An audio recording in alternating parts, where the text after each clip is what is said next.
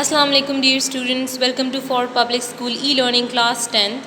This is your chemistry subject. You're learning chapter number 11, that is organic chemistry, and I'm your teacher Yamna Khan. So this is part 3 of chapter number 11. Now take out page number 63 of your books. Today we're going to discuss about the uses of organic compounds.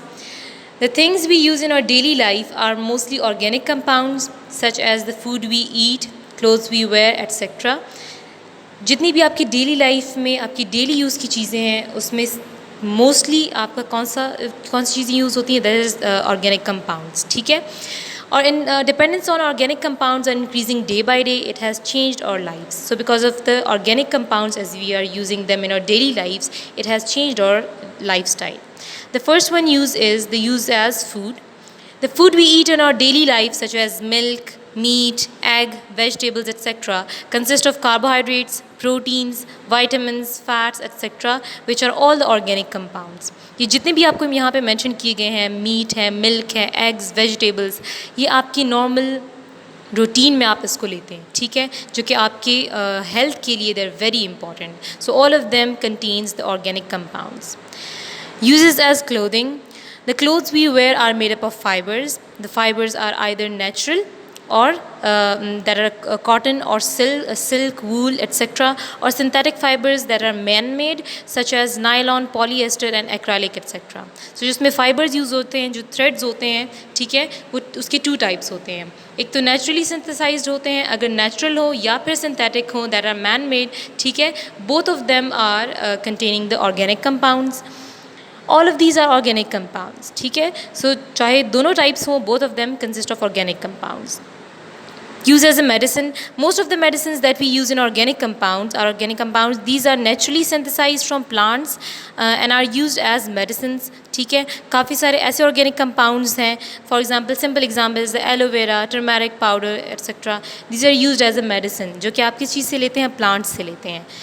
Most of the life-saving drugs such as antibiotics, anti-inflammatory, anti-malarial, etc. ये सारी चीज़ें जो हैं आप use करते हैं, all of them contains the organic compounds and they are mostly synthesized into the laboratory. Basically, they are man-made. The next one is used as a fuel. The fuels which we use such as petrol, diesel oil, compressed natural gas, ठीक है, that is CNG जो कि आप use करते हैं in your cars, etc. Coal and natural gas are organic compounds. ठीक है, petrol, diesel हो गया, CNG, they are used in the different kinds of machineries. ठीक है, natural gas भी हो गया, coal, they are basically used for the cooking purposes. natural gas आपके stoves में आता है. so all of them जो कि basically होता है methane. ठीक है, so ये सारी चीज़ें आपकी क्या हैं, that are containing the organic compounds. The next one is used as a chemical materials. The chemicals that we use such as rubber, paper, ink, plastics, fibers, fertilizers, pesticides, insecticides, ये pests को या insects को kill करने के लिए होते हैं, cosmetics, paints, detergents जो कि वॉशिंग पाउडर्स होते हैं, all of them are organic compounds. ठीक है, ये भी सारी आपकी जो है नॉर्मल डेली लाइफ रूटीन की यूज़ की चीज़ें हैं. सो इट मीन्स के in your daily life organic compounds are very important. Now let's move on to the next page, that is page number 64. Uses as life molecules. Thousands of organic molecules are taking part in our body functions. These are four main groups of organic molecules that are carbohydrates, proteins, lipids and nucleic acids that combine to build the cells and their parts. हमारी health के लिए और हमारी life के लिए जो basic important organic compounds हैं वो फोर टाइप्स हैं, जो कि यहाँ पे आपको मेंशन किए गए हैं. कार्बोहाइड्रेट्स हैं, proteins, lipids and nucleic acid. ठीक है, so they are your basic needs, आपकी लाइफ के लिए बहुत ज़रूरी हैं. That is why they are called the life molecules. All right, so these were the uses of organic compounds. Here we have some different organic compounds. These are the pictures of them and they are used as your daily life. All right, now here we have the activity 11.1. The objective is, in this activity you will be able to recognize the use of common organic compounds. Materials आपको क्या चाहिए हैं, paper, pen, labels और pictures of the following. ठीक है, इन सब के आपके पास या तो लेबल्स हों या फिर इनकी पिक्चर्स हों. ठीक है, जो आपके यहाँ पे मेंशन किए गए हैं. प्रोसीजर क्या होगा, complete the table about the use of these compounds using the check mark tick to indicate these uses of compounds. For example, यहाँ पे आपके पास गैसोलीन है, ठीक है, तो gasoline as a solvent use हो सकता है, yes it is use as a solvent, तो आप यहाँ पे टिक लगा देंगे, ठीक है. For many oils and greases इसको एज अ सॉल्वेंट यूज़ किया जाता है for mixing. Another one is food. No, gasoline is not used as food. It is very toxic. The next one is antiseptic. No, it is toxic, so it cannot be used as an antiseptic. ठीक है, as a medicine इसको नहीं use किया जा सकता. Next one is fuel.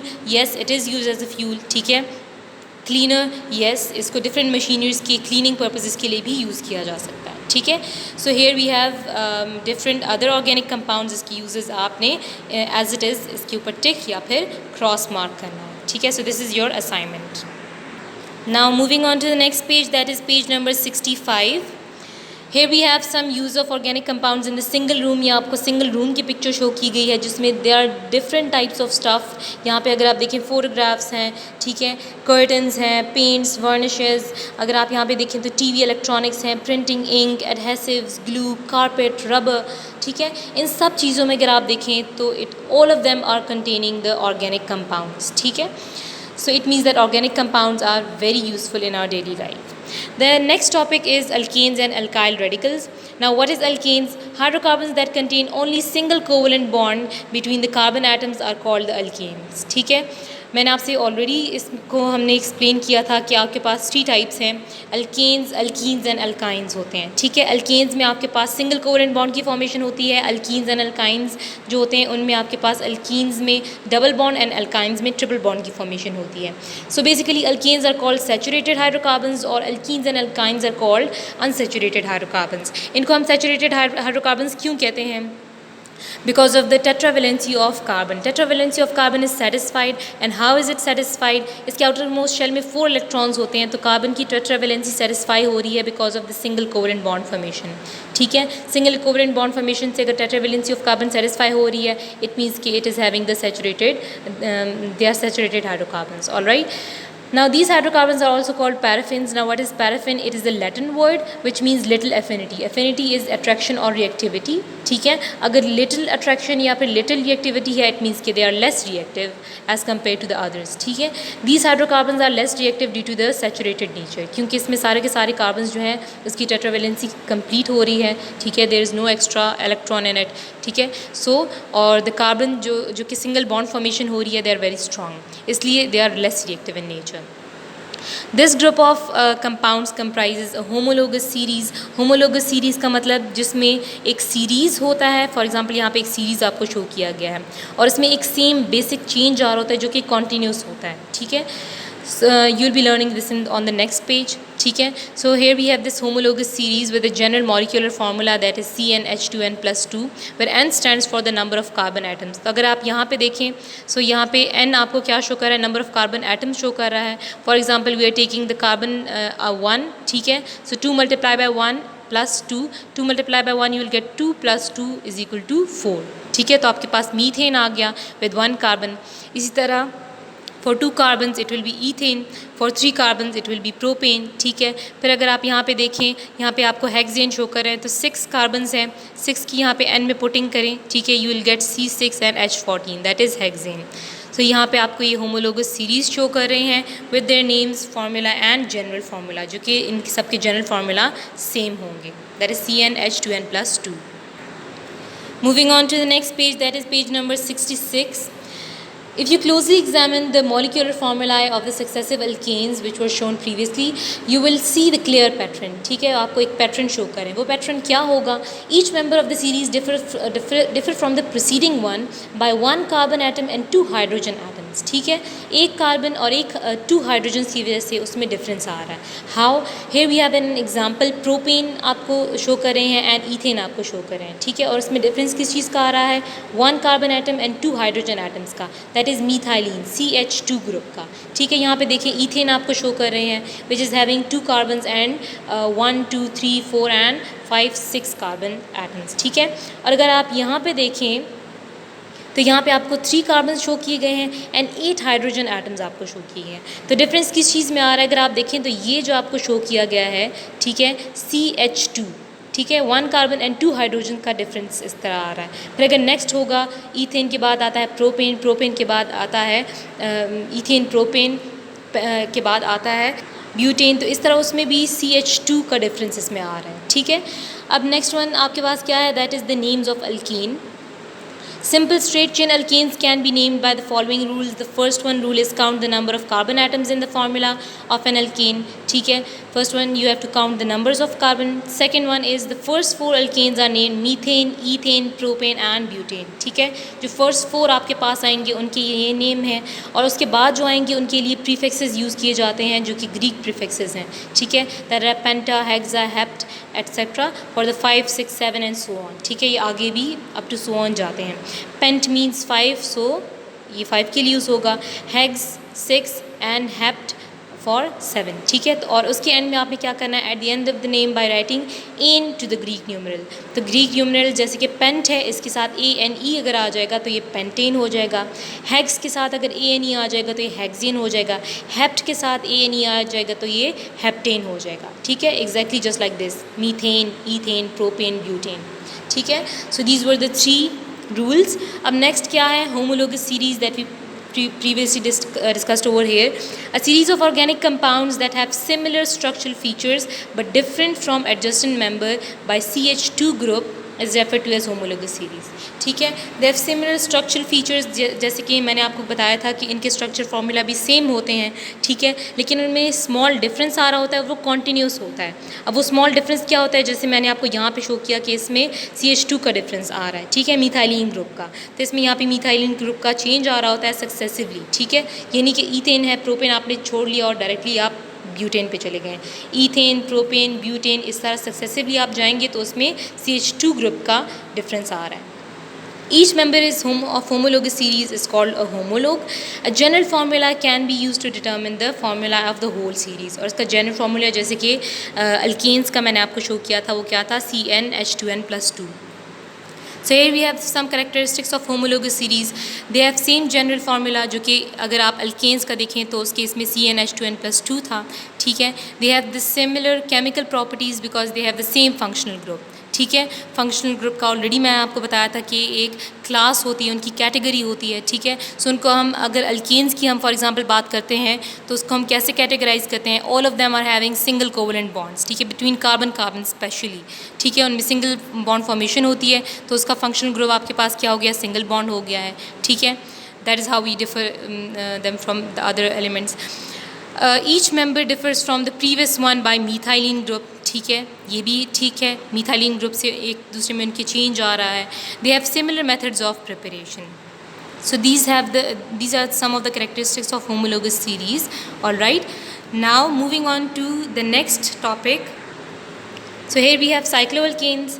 Cycloalkanes का मतलब cycle जो कि रिंग फॉर्म को शो करता है. ठीक है, and we are speaking about the alkanes. Cycloalkanes are alkanes in which the carbon atom are arranged in a ring or cycle structure. ठीक है, जो कि आप पहले पढ़ चुके हैं. In cycloalkanes there are no free end carbons, no primary carbons. ठीक है, अगर आप यहाँ पे देखें तो ये प्रोपेन आपको शो कर रहे हैं. ठीक है, और स्ट्रेट चेन शो कर रहे हैं, साइकिल या रिंग फॉर्म नहीं शो कर रहे हैं. ठीक है, सो इसमें अगर आप देखें तो यहाँ पे फ्री कार्बन्स आपके पास ऑलरेडी मौजूद हैं, लेकिन साइक्लो अल्केन्स में आपके पास फ्री कार्बन्स नहीं होते हैं और एक आपके पास रिंग स्ट्रक्चर होता है. ठीक है, in open chain alkanes the free end carbon atoms are attached to 3 hydrogen atoms. ठीक है, अगर आप यहाँ पे देखें तो ओपन चेन में this one carbon is attached with 3 hydrogen and this one carbon is again attached with the 3 hydrogens. ठीक है, सो जो ओपन एंड्स में यहाँ पे कार्बन होंगे वो 3 हाइड्रोजन के साथ अटैच होंगे.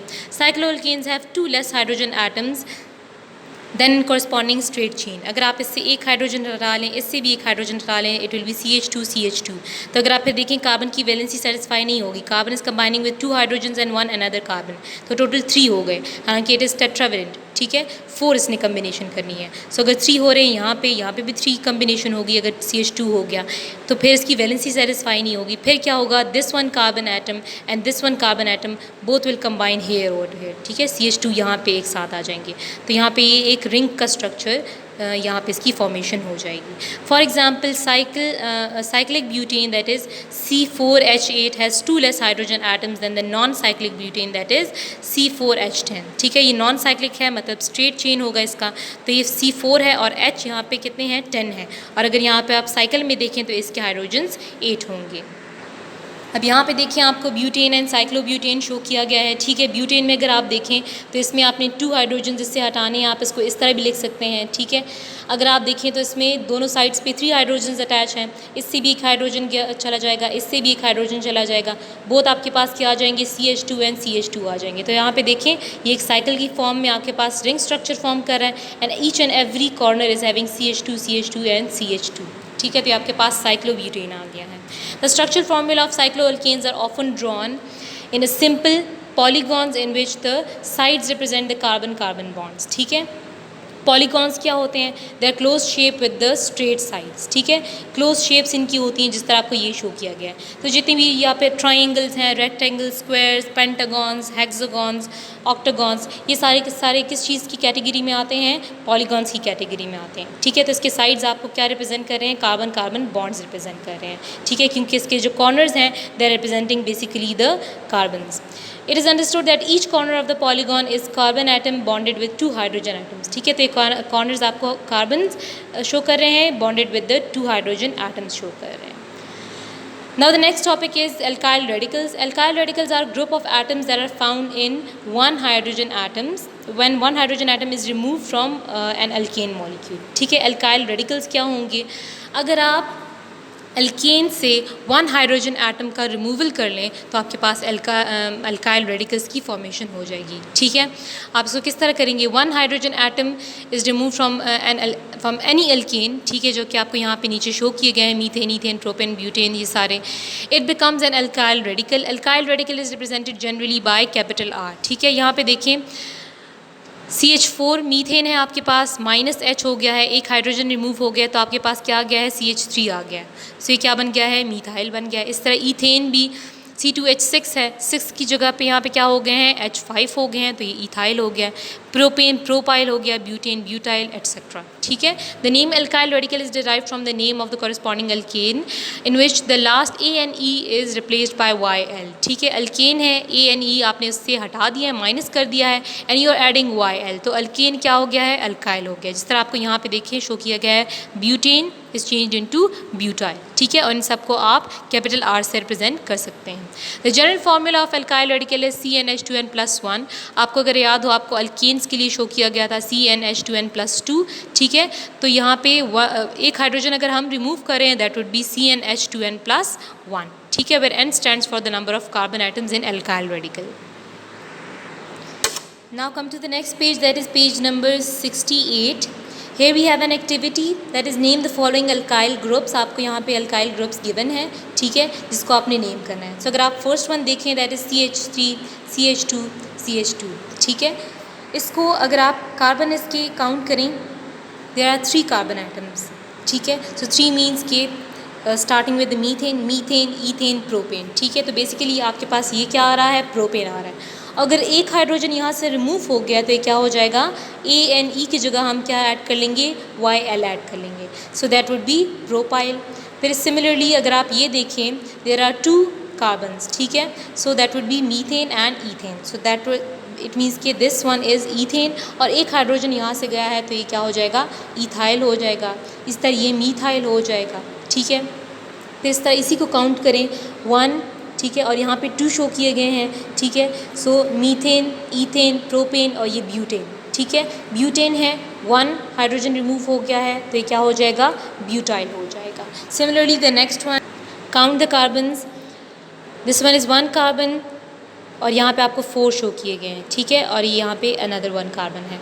So that would be methane. 4 में आपके पास मीथेन के बाद ईथेन, प्रोपेन, ब्यूटेन, पेंटेन और लास्ट वन इज़ हेक्सेन. ठीक है, तो ये आपके पास बेसिकली हेक्सेन आ रहा है लेकिन 1 हाइड्रोजन रिमूव हो गया है तो ये क्या हो जाएगा? ये हो जाएगा हेक्साइन हो जाएगा. ठीक है, hexyne. So this was the end of the lecture And this was the end of part 4 or part 3 of chapter number 11. I hope you understood the lecture well. We'll be discussing the other topics in the next part. Thank you. Stay home, stay safe.